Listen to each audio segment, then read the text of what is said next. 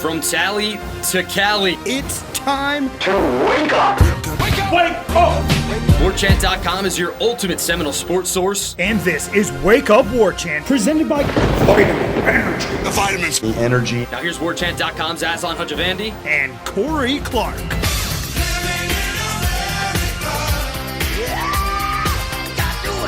Wake up! It's Wake Up Warchant, presented by Vitamin Energy. Coming up on today's show, the rest of the mailbag, honoring the Seminole tribe properly, allocating coaches on the field and on the road for recruiting, and a whole bunch of questions about alignment, realignment, conference stuff. Wake Up Warchant, presented by Vitamin Energy, vitaminenergy.com, promo code Warchant BOGO, Warchant BOGO. 64% of clinical participants after a 14-day trial reported, Corey, that they felt the shots are a great mood booster. 64 said great mood booster. 78% agreed the shots were effective at reducing brain fog. And listen, you might not be foggy right now, but you're thinking about the 4th, or maybe we recorded this and it's being dropped after the 4th, and just take a little shot of Focus Plus. You'll be back in the game. Good and strong. VitaminEnergy.com, promo code WarchantBOGO. Warchant.com, ultimate Seminole sports source. 5-star rating and review, please. Also, thumbs up on the YouTube. Please hit it. Certainly would appreciate it. Corey Clark's here, everybody. We probably did one of these that you're listening to. We probably did this like days ago. But nonetheless, Corey, I still trust and hope that you're doing well. I'm doing wonderful. Thank you so much for asking. All right. We don't have any kind of open, although I guess I can maybe stretch for one if we want to. I saw this. No, you don't have to. It's a July 4th week, buddy. It's a holiday week. We could just give them what they want. It's over 5 pages on Tuesday. It might be locked by the time you're listening to this. But somebody found the branding instructions from the university when it comes to discussing the Seminole tribe. And it was a lot of things that, like, you shouldn't do this, you shouldn't do that. Updated policies aim to educate students and staff on the proper ways to engage with and respect the Seminole tribe of Florida and its cultural traditions. Policies are as follows. Now, one of them says, and I think this has been the case for a long while, like face paint of any kind, don't do that. Yeah. These are banned images, banned content that may not be used under any circumstance. Can't use a Seminole flag, their seal, unless you're authorized. No tomahawks unless it's the stickers on the back of the helmets. No objects impaled on a spear, like the rival mascot. Phrases, this is one that got everybody talking. Phrases such as Seminole Nation, Nole Nation, Tribe, Scalpum, Territory, War, War Path, and Mascot. Shout out Gene Williams for naming us Warchant. That made it under there. I don't know really want to go where I want to go this quarter, but like I 100% understand the need to show extreme deference and respect to the Seminole tribe. We can argue who's profited better through this relationship, whether it's been the actual tribe or the university. If we end up going away from being the Florida State Seminoles, I'll be okay with it. I really will. And I am in the minority on this one, as I am most of the time when it comes to these really hot button topics. But if we get to the point where these certain things, words that are in the fight song are banned. And again, I don't know if this is updated, if this is from 2022, but somebody just found and decided to post it on the message board on July to talk about it. But like, and I'm not trying to go any kind of weird way about like, oh, I don't want to have to tiptoe around these things. But like, if there are so many things that we have done in the past that can create problems or don't come off respectful, then it's like, well, then, we can probably find other ways to help promote the tribe and keep them as part of the university, but maybe not necessarily tie them to our athletics programs. And I'd be okay with that. We couldn't just go right to the mailbag? All right, let's go to the threw this out. Well, now I got to respond. I think that the one difference when it comes to, I've always thought, is there is a real relationship. And it's, the Cleveland Indians, it was such a vague nickname. Number one, they're not even Indians. Old Dumbo, 600 years ago, thought he had landed in India, and that's why they were called Indians. So they weren't even the Cleveland Native Americans. They were the Cleveland Indians. yes, there can be some very, I don't want to say touchy, just awkward, not great looks, and there have been over the decades. I think we're in a place now as a society, and quite frankly, I do think the fan base is in a place now where most people know, let's not wear a headdress, let's not paint our faces, let's not do a like one of those things. That sounded like the war chant. You know what I'm talking about, where you hit your mouth with your hand. Yeah. I didn't want to do it. That stuff doesn't happen much. But I do think that I would be upset. I would be upset. Not upset like you big pansies, you can't see cancel culture, all that. Just upset because this is what I've grown up with. And I do think it's a beneficial relationship for both. I think Florida State really has gone – I don't know if they've gone above and beyond. I think they've done what they needed to do. But they have established and developed a real relationship with the Seminole tribe of Florida. And I do think, honestly, there is pride with the Seminole tribe of Florida and Florida State University that works both ways. Like, they were unconquered. They never did surrender. Yeah, man. That there is some stuff to really, I don't know, take pride in when it comes to this particular tribe. There can be some stuff that's not great. It's not a great look, but and I'm not saying that flippantly. I know there is, but that's what a topic. What a topic. Yeah, it is odd that some of the things in the fight song are banned. I also think there's not really anything wrong with putting a gator on a spear. Yeah. Why would that be forbidden? It's also, how about this? And we would lose like 50% of our subscribers if we had to put this on our website. But puns using Nole are banned as well. So like Seminoles, or we got like no matter what, or Nole surrender. Can't do the puns. So this was an edict from the administration to what? To educate students and staff on the proper ways to engage with and respect the Seminole tribe of Florida and its culture. Got it, but obviously the fan base isn't signing some contract where they agree not to call it Nole Nation and all that stuff. So what, the students can't say you got to scalp them, like that part of the fight song? Of course they can.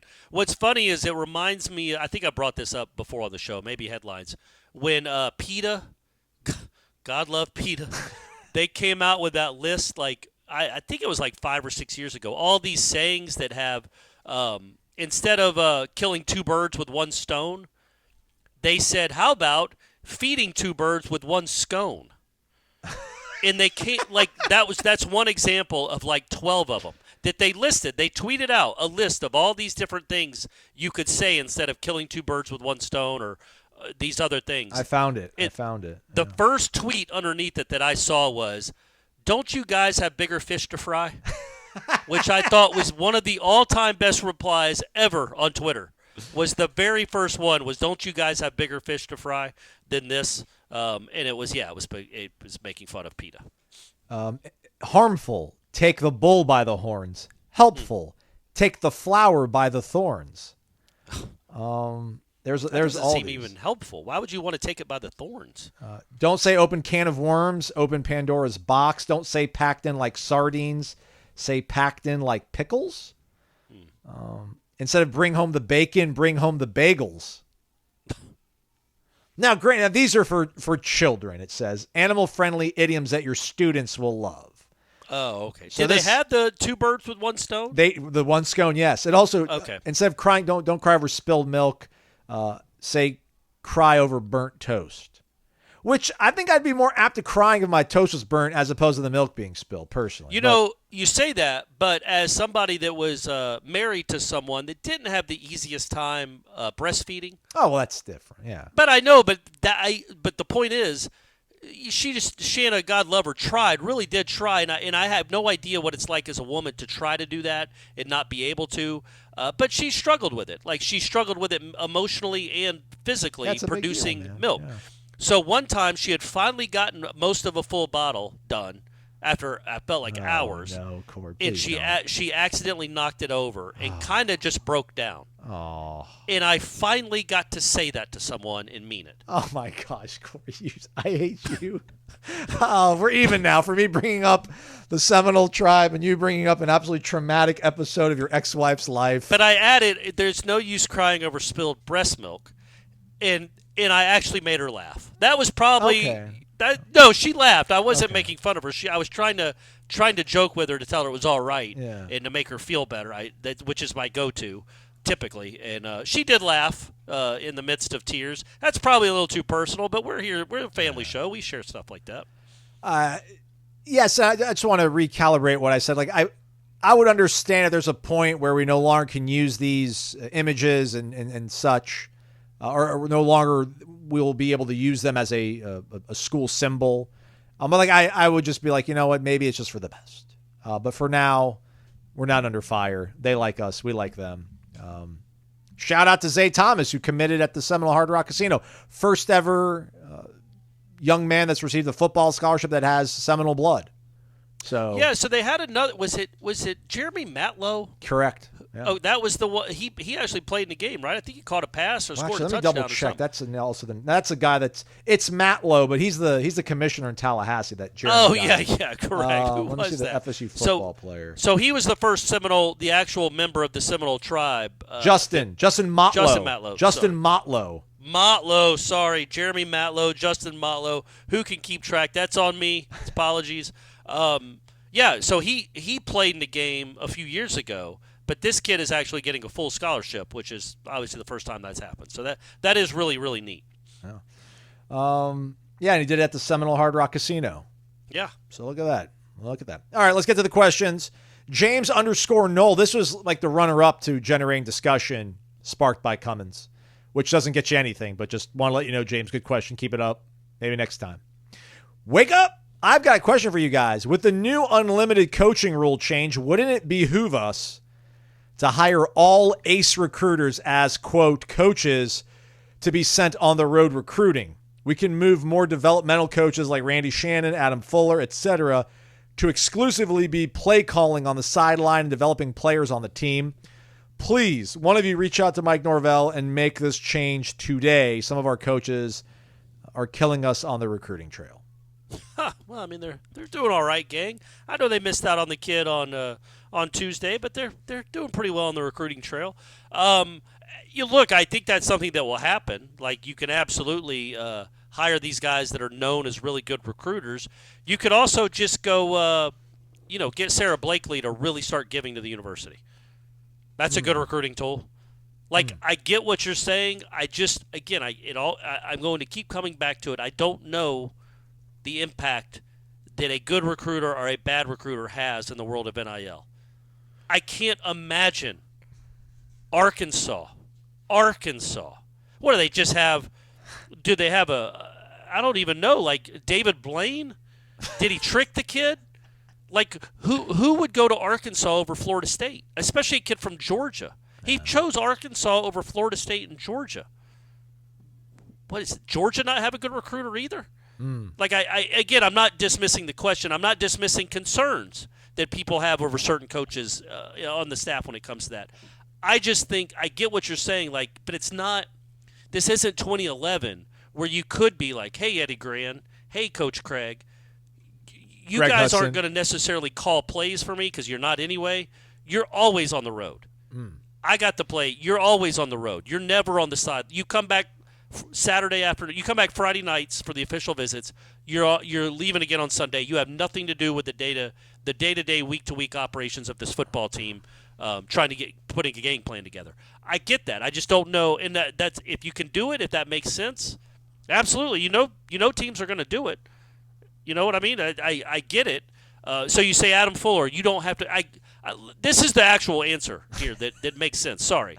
That's all It right. would Keep be going. nice if Adam Fuller didn't have to worry about any of that. Don't if you he think didn't he have would to want call to? up. I mean, I don't know, man. If I'm Adam Fuller, I'd be like, Mike, please, I don't like doing this, man. I don't want to do recruiting anymore. Like, I almost like this that's is a what I'm good thing. saying. Yeah. So wouldn't that be cool if he's like, I'm at least from July 25th to December 10th, all I'm thinking about is this football team and getting better. Yeah, man. So don't ask me to call the 17-year-old from Palm Beach. Yep. That's Jesse's job. Right. I will talk to that kid when he's on campus. Otherwise, let them know I am putting together a game plan every week. This is taking my full time. Because legitimately, it would be like Wade Phillips. in the NFL having to call some 19-year-olds and ask them how their day was and how's the girlfriend and you still like us? We still in your top 5? And also put together a game plan. That's what these college coaches have had to do for years. So on that front, I think it's a really good idea, and I think teams will do it. I guess my pushback was just on the ace recruiter part of it because I don't know what that even means anymore. But I do like the fact that you would have real coaches who are called coaches that could be on the road full-time recruiting. And they don't have to worry about the current players wouldn't even know their names because all they're doing is acquiring talent for the future teams. Yeah, I mean, like Chip Kelly's probably in heaven now, right? Like, he's at Ohio State. He doesn't have to worry. Yeah. Like he can tell like Ryan, like straight up, like whatever. You don't want to call him the offensive coordinator. I don't care. Like I don't have to be one of the 13 guys that can do off-campus recruiting. But you're going to pay me like I'm your best coach, and I'm just going to focus on ball. And Ryan Day's going to be like, okay, sure, that's fine.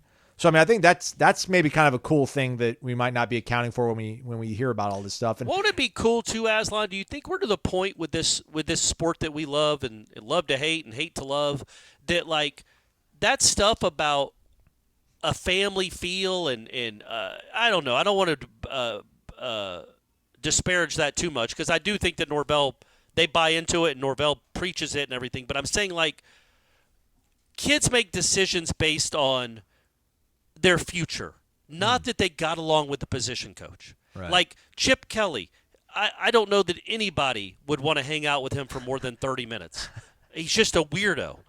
But, man, can he coach offense? Typically. He has in the past anyway. Wouldn't that be a cool thing to be like the NFL? Like it doesn't matter if the quarterback coach is nice to a kid's mom in the NFL. It doesn't matter if the Falcons linebackers coach went to high school with his high school coach. It doesn't matter. It just becomes a business. Like, can you make our team better? And can you, coach, make me a better player and get me to the NFL? In all the other stuff, the superfluous stuff about whether you were nice to a grandma on a trip or on a visit, none of that will matter because, number one, it's NIL. Money talks. Money is a lot louder than kindness. It matters more. It trumps more, and it trumps more. It's family. It means more than family for a lot of kids. So I just wonder if we're going to get to that point where it does become much more professionalized. And it is like, I'm going to come to Florida State. Well, what's your relationship like with Coach Fuller? I haven't met him, but I watch his defenses, and I saw how many guys he got drafted last year. I think I can fit in. Wouldn't that be a cool place to be? I'm here for where it. They don't have to do all that nonsense, all that glad handing. You hire the guys to do the glad handing and to go visit mom at her work or whatever. You just get to coach football and make really good football players and get them to the NFL and win games. Something else that we haven't mentioned, another third rail. When they passed the whole 13, the unlimited coaching. On-field instruction, 13, though, are only allowed to recruit off campus, was that they also voted to remove marijuana from the banned drug class. The NCAA drug testing program intended to focus on integrity of competition. Cannabis products do not provide a competitive advantage, said the chairman of the committee. Okay. So the guys were getting tested. Now, and I'm sure they still found ways to have extracurricular activities and keep their eligibility intact. But I also wonder, and this isn't obvious, this is not a Florida State specific thing at all, but I just wonder when all these guys, now they have the green light for the green stuff, like I wonder how much that's going to affect teams. And again, it's more rhetorical maybe than anything else, Corey. I mean, unless you have something you want to add to that. But that's something I feel like we keep talking about the unlimited coaching staffs and the communication and the headset and the 2-minute warning. And then last year we talked about them stopping the clock or keeping the clock running rather instead of stopping it after first downs. Yeah. And it's like, man, this might be the one thing where it's like this might affect the performance of players a little bit more than the rest of that stuff. Weed? Are you talking about weed? Yeah. I mean, it's not a performance enhancing thing, but like maybe you kind of were like, man, I kind of got to tamp it down during the season because they do test, and I don't want to get hit, and I don't want to get But again, there's also probably ways to figure out a way to keep doing that and pass the test. But now the fact that's like you don't have to worry about it at all. Like, I think the NFL still tests you, like, during the off season, Or maybe they test in season and the off season you're fine. NCAA straight up like, yeah, we don't care. We're not testing anymore. Yeah, I don't know. I get what you're saying. I don't know that it's going to make a big well, I know it probably won't make a big difference one way or another, because when was the last time you heard of somebody getting popped for weed? Well, no, but I'm just talking about now that you know that you're not going to get tested, like you can maybe smoke more than you were going to, then maybe you won't be as good of a student, maybe you won't be as good of a football player. That's all. I'm just thinking like maybe now that it's all you can eat, maybe you're going to gain a couple pounds. Okay, all right, okay. I don't know how to attack this. You're throwing stuff out to me from left field. I would say that I would be surprised if guys were not partaking in that last year, even when they were playing. I don't know how often they got tested, right? And maybe they got a week's warning. And I'm talking about across the country. Correct. Yes. Who gets suspended for weed. The last person that got suspended for weed was that female sprinter that was taking out the Olympics. Yeah, which is just preposterous. Yeah, because it's not a performance-enhancing drug. Of course. So, and it's not illegal really anywhere anymore. I mean, it's not legal, but it's not illegal either. So, I don't know. It's I would think athletes that play at this caliber, that have the goals that these kids do, will probably not partake if it's going to affect them negatively. You would hope, because their futures are on the line in a place like Florida State. If you're in the MAC and you're the second string right guard, have at it, man. Football practice is hard. Like, give yourself a break. But yeah, these guys that want to go, they don't want to do they don't tend to do a lot. These high achieving athletes to negatively impact their chances of success. Back to the real questions from our valued subscribers over at warchant.com. You don't have anything else? What about like some of these Supreme Court decisions? It keeps breaking 6-3, Corey. I just don't get it. Just don't get it. Quinn67, wake up. It's Independence Day. Because of this fantastic holiday, I thought it'd be timely to ask the following. By the way, this is the conference realignment portion of the show, everybody. So if that's not your cup of tea, look in the show notes. In retrospect, would it have been better to have remained independent back in the 90s and maintained our own television rights and have just gone on steady kicking everybody's ass? Or was joining a conference, even the ACC, a wise thing to do? We seem to be fighting our way out of that decision now, but did it serve its purpose at the time? I was in school at FSU when we moved into the ACC. I don't remember it being a popular move. We took pride in going all over the country and winning. Looking forward to your thoughts. Quinn67, class of 93. I think the one thing you would have had a hard time with as more teams joined conferences around that time in the late 80s, early 90s is the schedule. Maybe you don't get to schedule. Think about all the teams they used to play back then. It was East Carolina. It was Tulane. It was Memphis. On and on. You scheduled some independents. South Carolina. Well, then South Carolina joined a conference, and they weren't going to play you anymore. And who are you going to replace them with? And I get it. I understand. To answer the question, I don't think Florida State was served any better or worse or any better by joining the conference. If they could have kept that schedule, the same type of schedule, when they're playing Michigans and they're playing Ohio States, and they're going to play Florida and Miami every year. It's not like they got a lot of. Why couldn't we have been Notre Dame South? Why could we not have been like agnostic Notre Dame? Yeah, I think you could have. I just don't know that. I don't know who you play. I think the schedule would have been difficult. But if you could schedule 3 SEC teams and 3 ACC teams a year, because they used to play LSU, home and home. They played Michigan away, away and away. Ohio State and away, Notre Dame away. But they made those schedules where they back in the 80s they still played all these teams. I guess theoretically you could have done it, but like you don't see a lot of like they were playing Ohio State like in. I feel like they played them in October. Well, no teams do that now. They don't play non-conference games in October.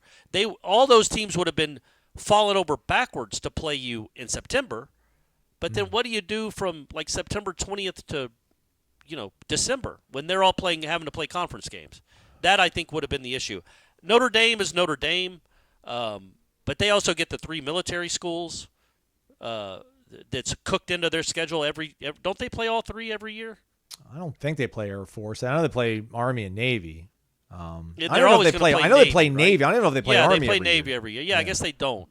But they get, the lucky Notre Dame, they get 5 ACC games a year. So if Florida State could have worked out something like that, would have been perfect. But yes, it's not like Florida State gained any prestige over the last 30 years by beating NC State and Wake Forest and, Syracuse, Boston College and all that. They gained Clemson as a rival. Yeah. That's it. That's all that was really gained for the last 30 years of ACC football for Florida State's purposes. Also, again, it's the weird thing about talking about this that we acknowledge the fact that everything's about football, but we also acknowledge that there's more than just a football team. So I think, by being independent, listen, isn't Notre Dame ACC and everything besides football? Like they do, Correct. they are part of a conference, Notre Dame, but their football team isn't. So, I guess at that point, how does your tennis team, your swim team, softball and baseball to a lesser degree, I guess, like, how do they find ways to stay relevant and solvent? And you probably at that point did need conference affiliation. Well, because the Metro went away, right? I assume it did. I don't really know did Florida State leaving the Metro destroy the Metro? Like I don't know how that happened. But the Metro used to be, for the people that don't know, that's the conference Florida State was in everything but football, where they weren't independent, and all those schools were independent in football. Was like Tulane, Southern Miss, Memphis, Louisville, and some others. South Carolina, I think, was a Metro team. So they had that for the other schools, but I don't know how it worked once Florida State left. It didn't work well because it doesn't exist anymore. But I don't know if it went away right away, or if it went away like Florida State joined the ACC because the Metro was dismantling, or they dismantled the Metro on their way to joining the ACC. I don't know how that worked. Looks like in 91 we left, and then South Carolina also decided to leave. Cincinnati and Memphis also left in 91. Yeah. They tried to merge with another conference in 93. That did not go through. So I think that's what happened to them. They just lost all their moneymakers. Yeah. To a certain extent. So, Wikipedia just says throughout its existence, though, it was considered a major conference, the Metro. Okay. But, hey, whatever Wikipedia says, right? I like Wikipedia. They were good. Those teams weren't bad in some of those sports, right? Like Louisville and Memphis were really good in basketball. Yeah. Florida State was clearly good in football, though they didn't play Metro football, and baseball. Yeah. And remember, Dion won a 4x1 track Metro championship and then went over to the baseball field and helped them win the Metro tournament in baseball, I think. Got some. On the same day. Let's go to Kentucky. Dave, Bardstown. Bourbon is your friend. On Monday, his son T-Bone, Tommy, turned Charlie Ward basketball jersey, Kelly Lowry, days old. Thad Busby as well. So. Oh, yeah. It's like, what was Charlie in basketball? But he was 12. Okay, got it. Okay, 12. There you go. Nice. It's a good age. Yeah. Speaking of running back duo nicknames that never got the respect they were due, I still think my idea for Trey J. Sean or J. Trayshawn, Trayshawn, and whoever got the most yards got their syllable first was a good idea. Okay, all right. Anyways, when you describe this is a deep cut, everybody. You got to be a real big Star Wars guy or gal to get this one. Anyway, when you decide how Greg Sankey and the SEC are ruining college football as we know it, but then say you'd rather join the SEC because they're the premier conference with the most money, doesn't that feel like Saruman allying with Sauron because Sauron's victory seems inevitable, or Anakin joining the dark side because of Palpatine's promise he could save Padme if he had Sith powers? Padme. Get Padme. it right, Aslan.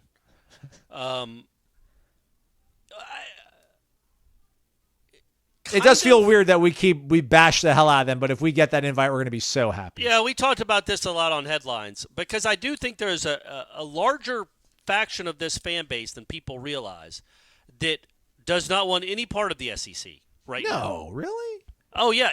Almost anybody I talk to, I'd say out of the 100 people that I've talked to about this that are Florida State fans, I would say somewhere in the 70%, 75% range has been like, man, but I hate the SEC.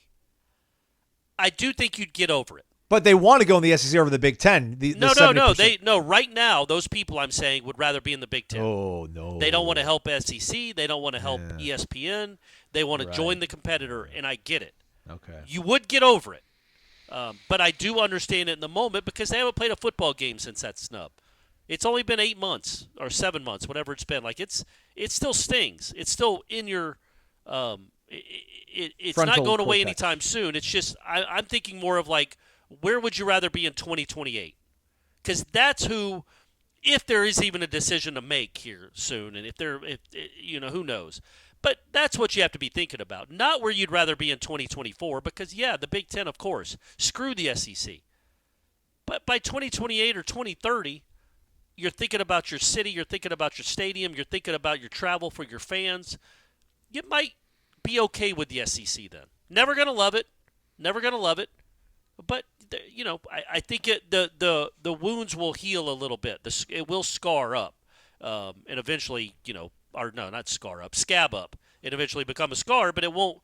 It won't be a really painful wound anymore. But right now, I get it. I get why people are mad, and are so mad they would want to join the Big Ten rather than the SEC if you got an offer from both. But I think hopefully cooler heads would prevail, and you'd really realize, if everything's equal money-wise, what would be better for the city and the university over the long haul. And trust me, I don't say that without knowing, because you know this show. If you're listening to this show and you were listening in December, you know how mad I was about the SEC and how much of a joke and a crock of blank that whole thing was. And I'm not excited about that prospect either. It just beats, in my opinion, every other alternative. But yeah, I don't want to help Sankey out. I'm not in that mindset yet. By 2028, I might not mind so much when Auburn's coming to town instead of Purdue. And that's right. I did it again. Every time I get a chance, I'm going to say Purdue. Minnesota. No, Purdue. Okay. Purdue. Iowa? Mm-mm. Purdue. I don't mind Iowa. Not just because of Caitlin Clark. She's my niece. I get it. Not just because of that. I just like there's something about Iowa I don't mind. Yeah, it's like America. their offense is horrible, but I like their colors. They seem to have a great fan base for a lot of different sports. Their tradition of waving at the Children's Hospital is awesome. Yeah. They're always pretty good at football. I don't mind Iowa. They seem like good folks. As someone Nebraska, who has I was going to say Nebraska fans can go to hell, though. Oh, they're No, I was joking. They're apparently the best people on earth. Yeah, they are. They're great. Yeah, man. I don't know if it'll ever being in the content game as we are, Corey, you and I. I know you don't want to think of yourself as part of that. You're a writer. You're a distinguished writer. Right. But you're part of the content game, content Sure. brigade. Yeah. Being in Clickbait. Alabama, like when I was in Alabama and I did radio, obviously everyone wants to talk about Alabama and Auburn. But I tell you what, they did not mind if I talked about Florida and Georgia or LSU. In fact, they almost liked it just as much.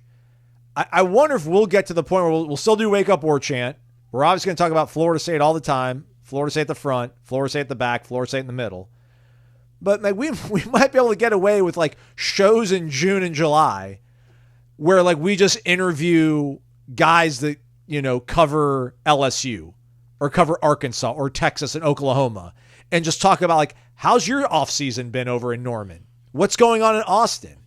And I feel like, because when you're part of that conference, like you really do care about everybody else. And I don't know if that's because it's the whole weird cult part of it, or it's just like we are playing really high level football and everybody else around us, like the way they play determines how we're going to end up looking to a lot of people that are determining our fate in the postseason. I just wonder, like, that's why I don't care about the travel. I mean, I'm not averse to getting on a plane, and you're not going to be after we go to Ireland. You're going to love this stuff. I promise you. Sure. Yeah. But I think about how Doak is going to look with absolutely packed with visiting fans doing their part as well, but also just like being able to do a show where we don't have to maybe go through like some really crazy minutia 25% of the time to get through, and we can actually like talk about football because people will probably be okay with talking about other teams. But do you think Florida State fans they're going to be like, I really don't care about Kentucky football still. I don't care about but I think in this particular hypothetical, I also think Florida State, they wouldn't mind in July hearing about especially obviously if LSU's on the schedule, right, what their offseason has been like, what they're thinking about, what they're hearing, all the rumors about the program. But I think the same thing if they were playing Washington that year. and you got a Washington podcaster or writer on, or you got a USC writer on, or Ohio State, or Purdue even. I don't think so. That's like Purdue and Kentucky's the same thing. I just feel like there's more juice with Texas, Oklahoma, Georgia, LSU, 100%. Tennessee Yeah. than it's going to be Southern Cal, Washington, Ohio State, Michigan. Probably, but not. It's not that. I don't think the disparity is that much when you're talking about the top of the conferences. Like if you're USC, Michigan, Ohio State, Wisconsin, Washington, Oregon, if you're playing those teams, Nebraska, I think there would be not as much just because of geographically you know more about these other schools. Exactly. Because you also have friends that are fans of those schools. Guys in the office, girls in the office, women in the office. You're not going to probably be in an office with a lot of Oregon fans. Yep. But at the same time, I do think Florida State fans will want to. They're going to be interested in the other team. But yes, it won't feel as local because it isn't. Washington's is a long ass way away. So is Oregon. So is USC. So is Camp Randall, for that matter. And don't forget Lafayette, Indiana. West. Every single direction of that city. Yeah. I don't care. I don't care if you're talking about North Lafayette or South Lafayette or West or East. It's not close either. I've driven to it. Not nearly as close as Tuscaloosa and Gainesville. That's all I'm saying. Random_John with a multi-pronged, deep question. Wish we could do phone a friend and get Ira on the show, but Ira deserves a day off every now and then. Happy 4th of July week, Stash Master and the other guy. Blank man reference, he adds parenthetically. If FSU Did you declares, ever see Blank Man? I never caught it. Big Damon Wayne's guy over here, but never caught Blank Man. I saw it in the theater. It was a dollar theater, but I saw it in the theater. Yeah. If FSU declares independence from the ACC by August, how should FSU manage the transition? Where is the money coming from? How does it get paid back to the loaners?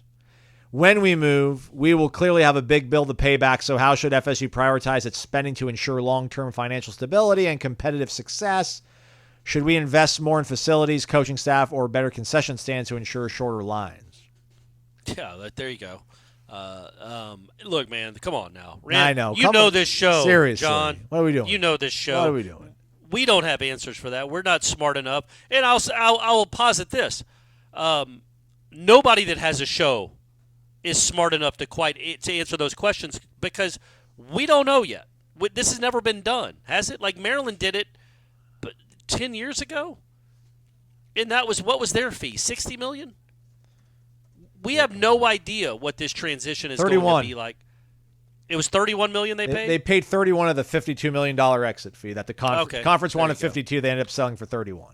All right, well, there you go. So we have no idea what this will, how it will go. I literally can't even offer a guess where the money's going to come from or how you pay it back. I don't. I mean, look, if you leave the ACC and you have a big bill, you run up a big debt, but then you join one of those two superpowers, the debt can get paid off relatively quickly.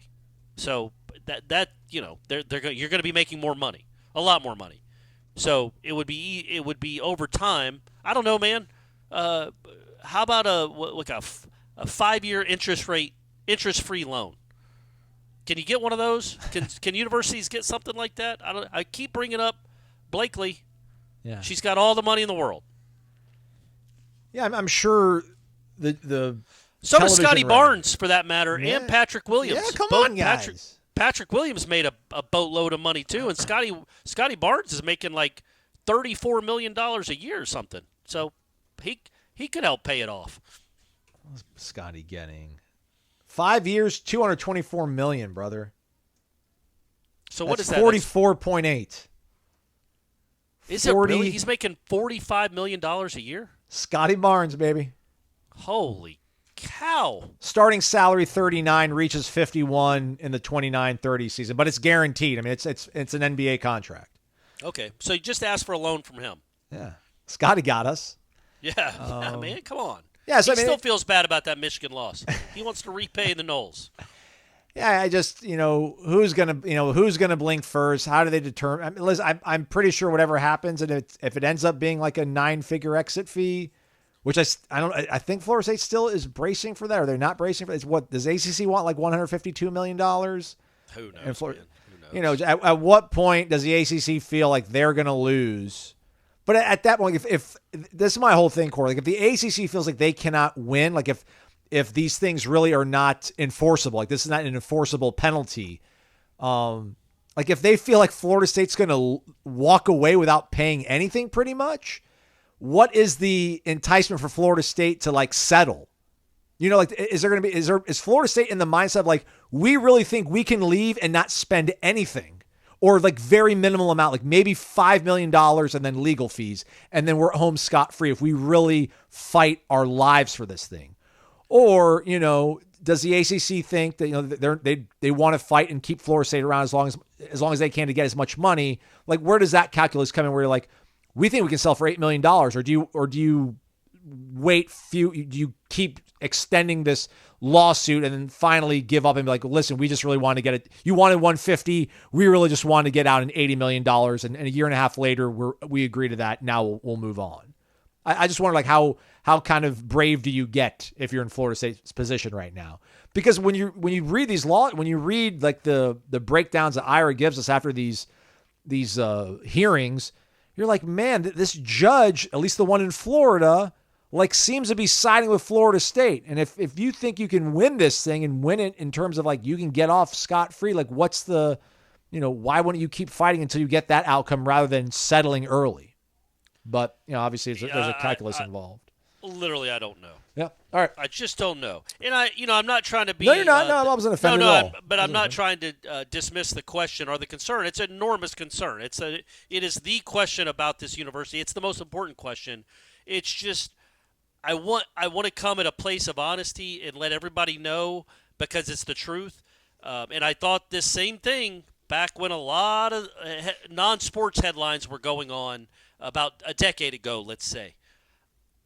I didn't get into sports journalism to know things like this. I had no idea. Like, I didn't know I'd have to cover this, and there's really no research you can do on something like this because it's never really happened before. Yeah. And it's happening simultaneously with two different universities. The two marquee football teams in the conference are both suing the conference. This has never happened. It's untenable. I don't know how it goes on, but I know that I'm not nearly smart enough to even have an inkling of a guess how it ends and why. Well, I'm sure I do know it'll end. I just don't know how it will. And if you talk to Florida State's counsel, they're like, yeah, man, we are rocking. Like, we might be able to get this thing. We can win this thing outright, and I haven't even spent any money. Meanwhile, the ACC lawyers are probably like, we feel good. Like, we think we're going to be able to hold them to the GOR, and we're going to get a whole bunch of money when they do leave. So, like, whoever you're talking to, you're probably also getting two different stories as well. Correct. So, nonetheless, what would make everything better is if we could just have like a delicious lunch for only $8.99 with a side dish of our choice, and just, you know, talk about sports and just watch it on a Vegas wall of screens, Corey, you know, and just enjoy things. You can do that over at the Corner Pocket Bar and Grill over 2475 Appalachia Parkway in Tallahassee. Bingo night? I don't know what time we're dropping this show, but is the 4th on a Thursday? Yeah, probably not bingo. Probably not bingo on the 4th of July. Probably not doing bingo on the 4th of July. But live music on the weekends mostly? Typically. There was last Friday. Yeah, I was there. A lot of 80s covers, which I don't mind at all. Is there an open dart tournament Saturday night starting at 8, Corey? I mean, that sounds like it could be. Yeah, it's on there. But I don't know how often we're updating the website, because they don't have to do that, because they just create awesome menus of food, right, and their drinks cold, served promptly with a smile. Go check them out, 2475 Appalachia Parkway, cptallybar.com. Corner Pocket Bar and Grill. All right, Corey, home stretch. Last few questions. Let's get to them. Rocket89, welcome to the Terror Dome. First time, I think, this person. We all see big-time college football moving to NFL-like structure. That would certainly help address much of the transfer and poaching mess we see now with players, and I believe teams have to get permission to talk to other teams' coaches in the NFL. How is it the NFL doesn't seem to have as much of a problem with endorsement deals attached as an inducement in free agency as colleges do with NIL? You don't see the Cowboys getting a free agent because they arrange for more endorsement deals for that player. That's basically what NIL is. It may happen at the pro level, but it's not what people talk about as a key reason for a deal to be struck in the NFL. Seems to me that even if there is a compensation scale and contract consistency like in the pros, if the endorsement end of things is not addressed like the NFL has it, we will still have a mess. I mean, do you want to break it to him, or do you want me to break it to him that the endorsement, the NIL is it's not paid. They're not really doing a lot of actual endorsing. I have always said though, like if I'm a Falcons season ticket holder and I'm a billionaire and I want my team to be good, if they're after a free agent defensive lineman, why am I not offering that dude like $9 million on the side? Like it doesn't count against the salary cap. Hey, you're getting offered about the same amount from both teams. Let's say the Bears are offering you 5 years, $40 million. The Falcons are offering you 5 years, $38 million. But on top of that, here's a $10 million check if you come play for my favorite team. Has that never happened? Wouldn't you think that would have happened? Because that is what's happening in college football. And there is a chance that these NFL guys might be like, you know what?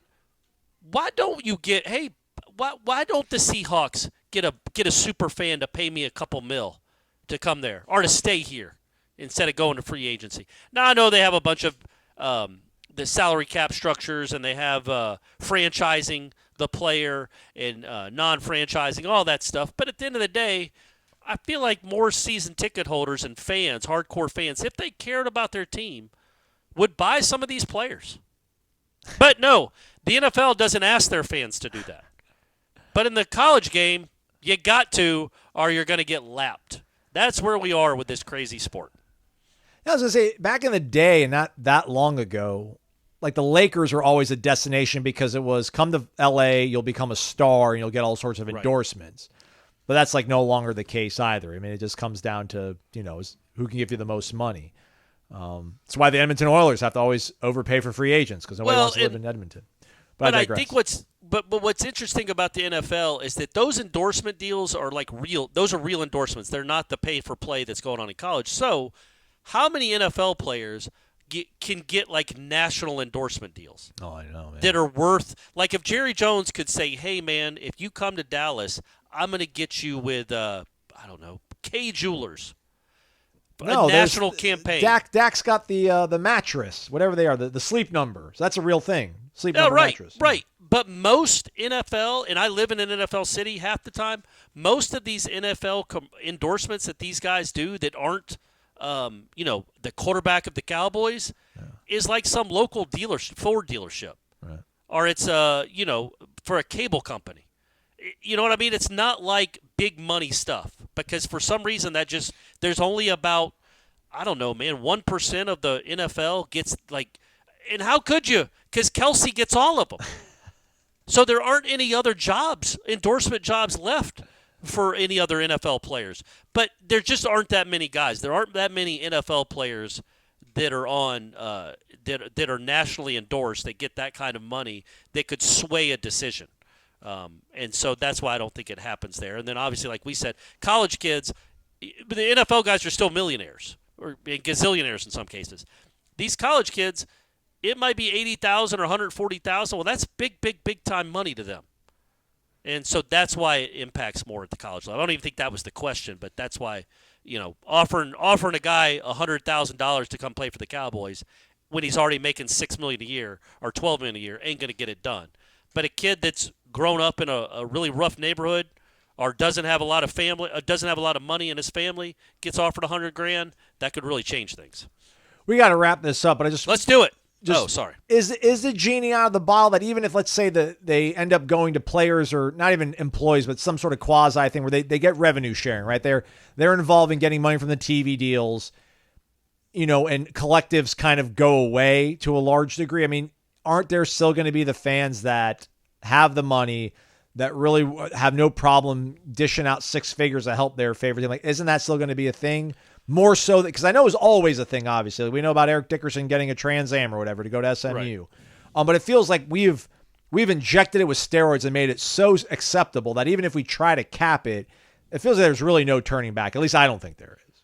Yeah, I think if they end up doing that and making some sort of unionized deal where the players get a percentage of the TV revenue, I think in that deal they'll have to be some wording where it's like you cannot if you get an endorsement deal, it has to be an actual endorsement deal that is signed off on by the NCAA as legit. Yeah. Something like that, you can't just say, "Oh, I'm endorsing Corey Clark's water heaters. And then you realize, okay, that's not a real company. Corey Clark just gave this kid $250,000. It's got to be legit. There got to be legit businesses with legit commercials, and they have to be signed off by someone in the NCAA or whoever's running college football. I think that's what they'll try to do to curb it. But I also think, Aslan, and I know this is going to blow you away, they might still try to cheat in college football to get the best players. I think that might stay around even if this thing actually gets some structure to it. But they always were. I just feel like they're going to. I think they're going to continue to do it even at a more kind of brazen way. Even if, because I mean, man, I think. Or do they not have the appetite? Like, do these high money boosters want to be like, man, I'm sick of this. Like, I want my team to win, but like, I'm not loving this. I'm not loving stroking a check for $235,000 every year to help keep this thing rolling. That's what I'm saying. That's what I think really is the case. That will be the case. It's like, man, it ain't on me to give you players. Yeah. I'm tired of doing this. Go recruit better. Go have a better, like, I think at the first, obviously there will always be cheating and there will always be some incentives to get players to come to your school. But I don't think these NIL collectives, the people that fund them, will be sad at all if there is some real structure to this, where they don't have to fund a roster anymore. And they can actually work out legitimate endorsement deals for these players. But then it's like, okay, what are you going to give them? 4 years, $10 million? Like, is that legitimate? Like, I don't know who puts a cap on it. So who knows, man? Who knows where this thing is going? 2 off-topic questions to close us out. The Walking Nole 01, instead of he's done all he can to generate discussion, so here goes nothing. I figure I could ask him hypotheticals you've never answered before instead of, what team you would compare this one to or what backup you think will be more crucial. Right. So instead of that, let's get to know you guys better. On to the question. What's one opportunity or experience that you did not take advantage of when you had the chance that when you look back now, you wish you would have? His was baseball. He quit playing too early, did not pursue it in high school. Thanks for reading the long questions, Aslan. You two are awesome. Yeah, athletically, I might have been able to like play Division III soccer if I would have stuck with soccer. But I don't regret that. Like I like coming to a big university like Florida State. I think the social aspect was awesome. I probably mentioned this before. I never majored in communications. I mean, that's all we had at Florida State at the time. I think now we have like a media department where you can, do like actual, not journalism, but you can create content that, people consume a lot of in this day and age. So, it never hurts to know what you want to do early and follow it, and I kind of knew what I wanted to do, but I'm just like, I don't want to major in communication. My parents are from the old country, need to be a doctor or a lawyer, an engineer. So I tried to do like the lawyer thing, and that just wasn't really what I wanted to do. But it all worked out fine, man. I'm sitting in my house relaxing, talking to Corey Clark, and he carries a show every single day, and I get to put my name on it. So, I see some of my friends that are lawyers, like Joe the lawyer, my buddy, and he's absolutely killing it. He's got like an absolutely gorgeous house in St. Pete, and I would love to have that. But he's got things better now. But like, man, he struggled for a while. Like, it was not fun doing what he had to do to get to the places he had to. And I don't know, I had to go to Montana and Mississippi and Alabama, so I guess I could say the same thing. But that's the only thing that kind of stands in my head of taking advantage of stuff. Like, I thought LinkedIn, when it was offered as an IPO, was a completely terrible idea, Corey. And I think LinkedIn stock is like probably worth hundreds of dollars right now. So I didn't miss out on anything there. $195 for LinkedIn stock. Why? I just don't. That's weird. I don't know. The only time I ever see LinkedIn is when I Google something, and it's like, oh man, well, I'm not a member of LinkedIn, so I can't read this person's bio, and that's the end of the discussion. Go back Facebook, but like looking for a job. Everyone's got to find a job. It's like, yeah, but like, how are we going to create revenue? But anyhow, they did. Obviously, they're making a lot of money on it. NVIDIA, like I wish I would have known about NVIDIA 2 years ago. That'd have been cool to like get on some stock at the base. That's all right, but though. Yeah. You need money, more problems, buddy. So, as a wise man once said. Anything stands out for you, Corey? What opportunity or experience you did not take advantage of? Not really. No regrets, this guy over here. No regrets. No, I mean, we have plenty of regrets, and not ones that I want to get onto on this show. He but wants to know you better, man. Yeah, I don't. Honestly, I'm trying to think, because yes, there are regrets. Shave your head earlier. Do what? Yeah, I should have shaved my head earlier. That is a regret. I should have gotten into shape earlier, and also shaved my head earlier. But yeah, man, like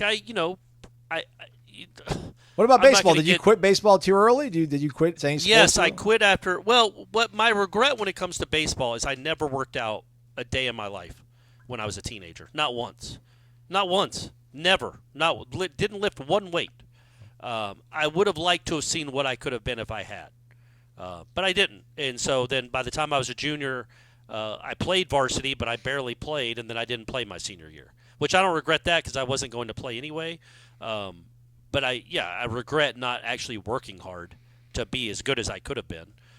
So I try to instill some of the regrets I have with Brady, and make him hate baseball so much that he wants to quit.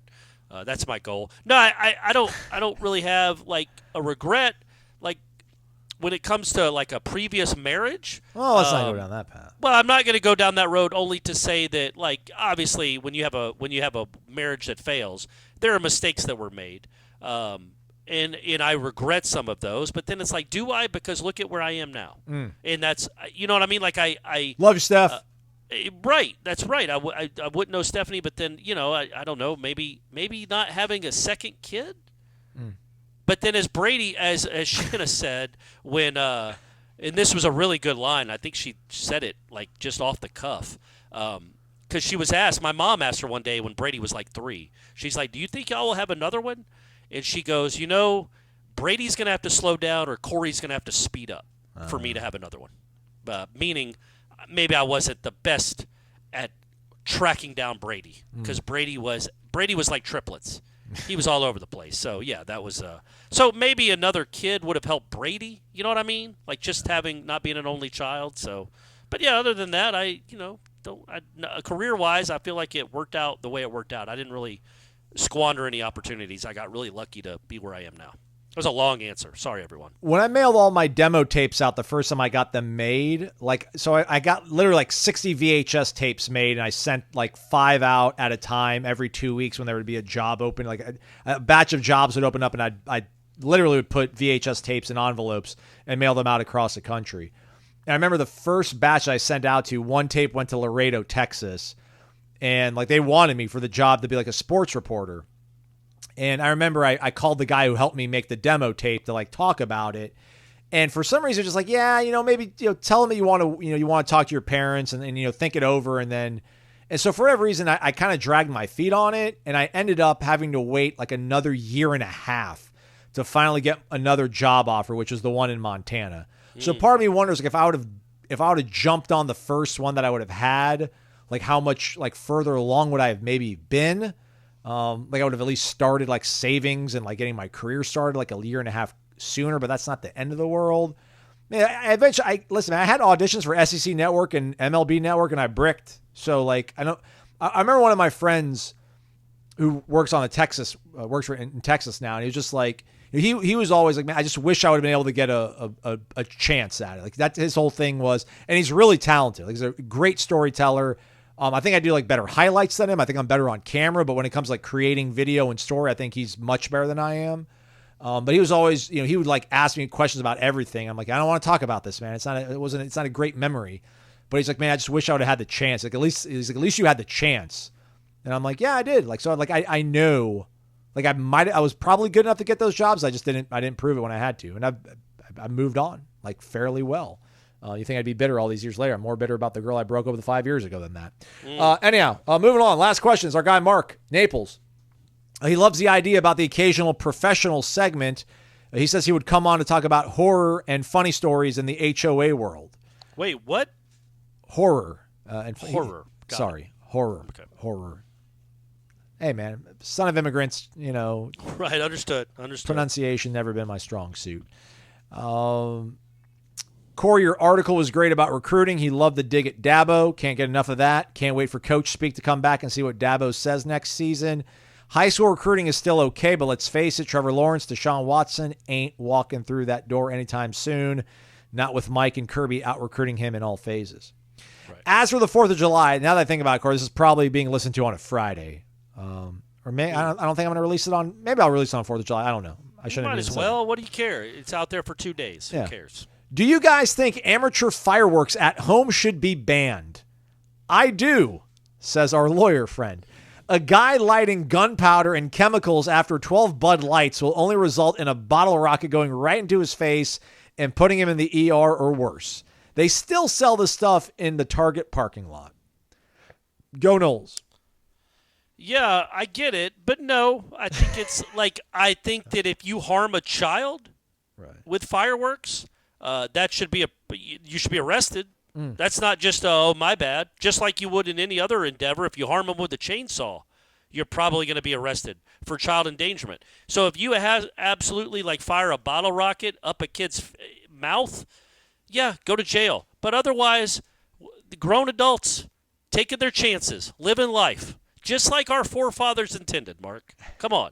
You best believe Ben Franklin would have been lighting fireworks if they had that kind of technology back then. Did they?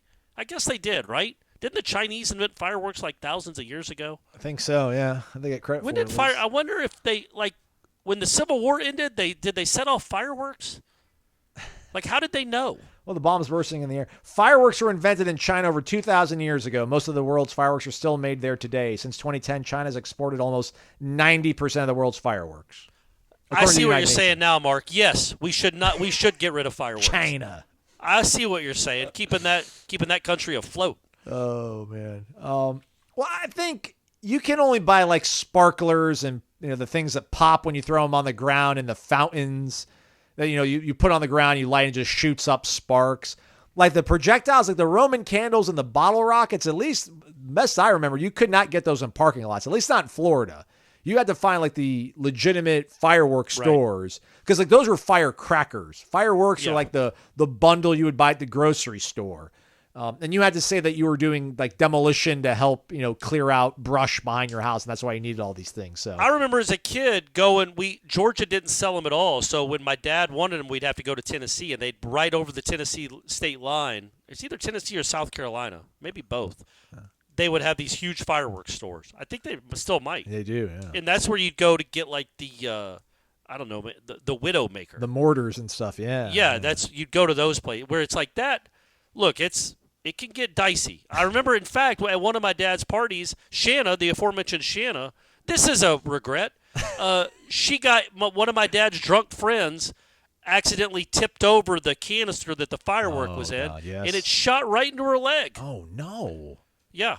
She took it like a champ, though. It was, she took it like a champ. Everybody laughed. I didn't. I felt bad for her, but my dad and his drunk friends laughed. So I see where you're coming from, Mark. But she survived, and she didn't have to be at the party.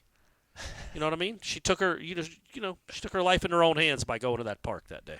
We used to do something called Mortars and Mayhem on the 4th of July. We did it for like 6 years straight, where we went and spent so much money on like the legitimate fire, like Roman candles, bottle rockets, and mortars, which of course are those canisters.